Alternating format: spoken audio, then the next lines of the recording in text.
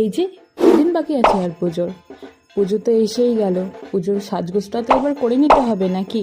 চলো একটা easy and simple look করব, যেটা তোমরা অনায়াসেই করতে পারো। একটা প্রাইমার কাম সেটিং স্প্রে ইউজ করব, দেন একটা কনসিলার প্যালেট নিয়ে কনসিল করে নেব।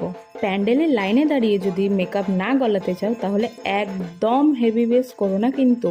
কেউ তোমায় ব্লাশ করাক না করাক, তুমি নিজেকেই নিজে ব্লাশ করাতে পারো। তবে মনে রেখো, ব্লাশ করতে করতে কিন্তু ব্লাশ ব্লাইন্ড হয়ে যেও না। Next step, powder. এটা কিন্তু খুব ইম্পর্ট্যান্ট একটা স্টেপ, কারণ এতক্ষণ যা ক্রিম প্রোডাক্ট লাগালে এবার তো সেটা লক করতে হবে, তাই না?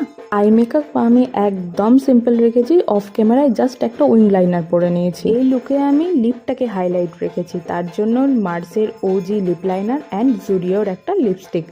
That's it. দেখো তো কেমন লাগছে। রিকোডের এই মাস্কারাটা বেশ ভালো, আইল্যাশের লেন্থ অ্যান্ড ভলিউম দুটোই দেয়। আমি আইব্রোটা ডিফাইন করে নিয়ে এই ওনটা দিই। এই লুকটা কিন্তু তোমরা ষষ্ঠীতে অনায়াসে ক্যারি করতে পারো। সো জানিও কেমন লাগলো আমাকে।